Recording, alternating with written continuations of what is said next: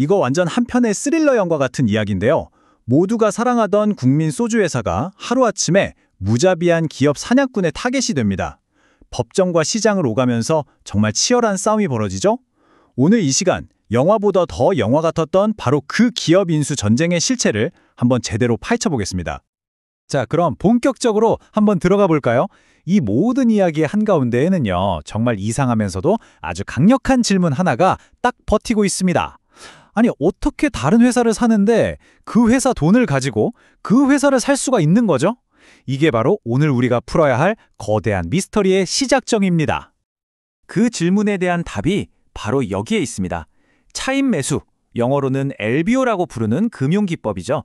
이게 뭐냐면요, 아주 쉽게 말해서 제가 사고 싶은 회사가 있잖아요. 그럼 그 회사가 앞으로 벌 돈, 그 미래 가치를 담보로 은행에서 돈을 왕창 빌려서 그 회사를 사버리는 거예요. 말 그대로 남의 돈, 그것도 내가 살 회사의 돈으로 기업을 사는 정말 영리하면서도 어떻게 보면 무서운 무기인 셈입니다. 자, 이 좀 복잡한 개념을 우리가 좀 더 쉽게 이해하기 위해서 가상의 영화 한 편을 같이 뜯어보려고 합니다. 제목은 소주전쟁. 이 영화가 LBO라는 무기가 현실에서 얼마나 극적으로 사용될 수 있는지를 아주 잘 보여주거든요. 영화 설정은 아주 간단합니다. 우리에게 너무나 친숙한 국민 소주 회사 국보가 있고요. 이 회사를 통째로 삼키려는 아주 냉혹하고 거대한 글로벌 투자사가 등장합니다. 이름은 솔퀸. 딱 봐도 다윗과 골리앗의 싸움처럼 보이죠? 그런데 솔퀸이 공격하는 방식이 이게 정상적인 방법이 아닙니다. 영화를 보면요, 국보가 믿었던 자기네 로펌하고 짜고 내부 기밀을 싹 빼돌려요. 그리고 그 정보를 뭘 하냐면 서류상으로만 존재하는 유령 회사, 그러니까 SPV를 내세워서 국보가 진 빚, 즉 채권을 아주 헐값에 몰래 사들이기 시작합니다. 심지어 나중에는 법원까지 돈으로 매수하려고 하죠. 이건 뭐 비즈니스가 아니라 그냥 범죄 행위 수준입니다. 자, 영화 이야기는 여기서 잠시 멈추고요. 솔퀸이 썼던 이런 공격들이 현실에서는 어떤 금융 원리로 가능한 건지 그 속을 한번 들여다보겠습니다. 현실에서는 이런 일들이 도대체 어떻게 벌어지는 걸까요? 자, 이 슬라이드를 보시면 LBO로 어떻게 돈을 버는지 그 성공 공식이 딱 나와 있습니다. 첫째, 레버리지. 빚을 지렛대처럼 이용해서 내 돈은 조금만 쓰고 수익을 극대화하는 거죠. 둘째, 디레버리징. 인수한 회사가 열심히 돈을 벌잖아요? 그럼 그 돈으로 빌렸던 빚을 갚아나갑니다. 빚이 줄어드니 당연히 내 지분 가치는 올라가겠죠. 셋째, 운영 개선. 구조조정 같은 걸로 회사 실적, 즉 EBITDA를 확 끌어올려서 기업 가치 자체를 높여요. 그리고 마지막으로 이렇게 키운 회사를 인수할 때보다 훨씬 비싼 값에 되팔아서 엄청난 차익을 남기는 겁니다. 이 네 박자가 딱딱 맞아떨어지면 정말 어마어마한 돈을 벌게 되는 거죠.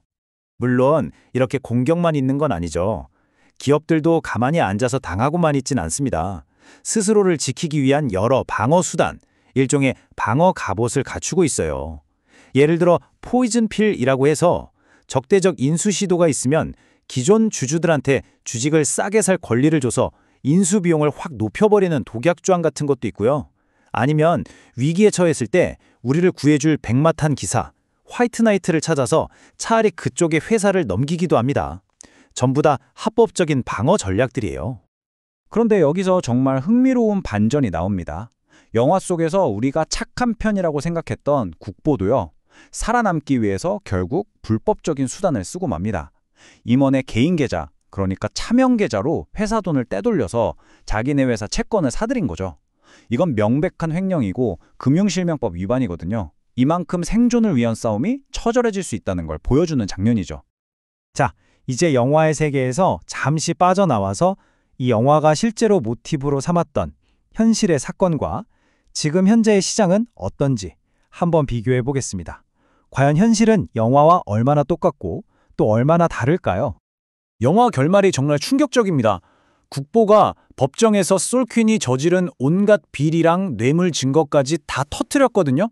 그런데도 결국 재판에서 지고 파산 선고를 받아요. 아니, 상식적으로 이게 이해가 가세요? 정의가 패배한 것처럼 보이는데 도대체 왜? 어째서 이런 결과가 나온 걸까요? 그 이유가 바로 여기에 있습니다. 법정의 논리는 우리가 생각하는 상식과는 좀 달랐던 거죠. 국보를 지지하는 사람의 수, 즉 머릿수는 더 많았어요. 하지만 솔퀸이 가지고 있던 빚의 총액, 그 액수가 비교도 안 되게 훨씬 컸던 겁니다. 기업회생재판 같은 데서는요, 민주주의처럼 한 사람당 한 표가 아니에요. 바로 이 돈의 규모, 즉 채권액이 의결권을 결정합니다. 그러니까 핵심은 이거죠. 돈의 힘이 법의 논리를 그냥 이겨버린 셈입니다. 이 표를 보시면 영화와 현실의 차이가 한눈에 들어옵니다.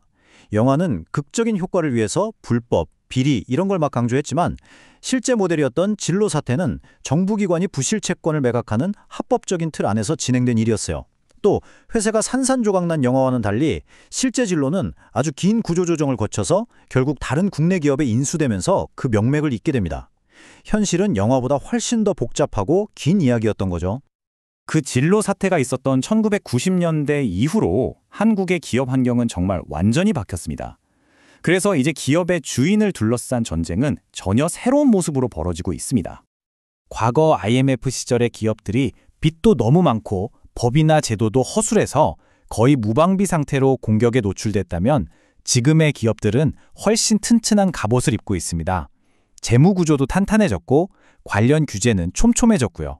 방어 전략도 훨씬 똑똑하고 능동적으로 바뀌었죠. 그래서 영화 소주전쟁에 나오던 그런 구식 기업 사냥꾼은 이제 사실상 찾아보기 힘듭니다.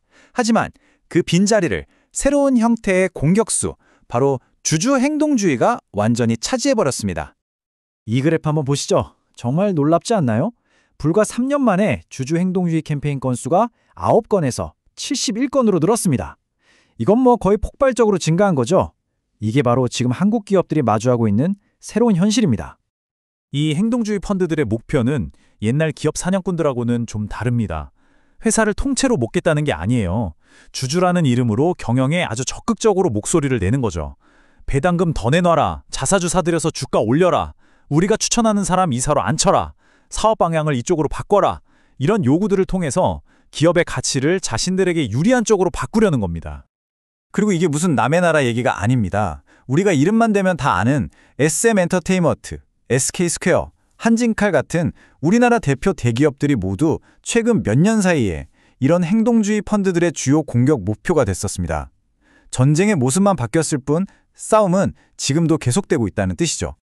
헐값의 기업을 통째로 집어삼키던 그런 시대는 이제 갔습니다. 이제 전쟁터는 주주총회와 이사회로 옮겨왔고 무기는 LBO가 아니라 주주 제한이 됐죠. 이처럼 전쟁터는 바뀌었습니다.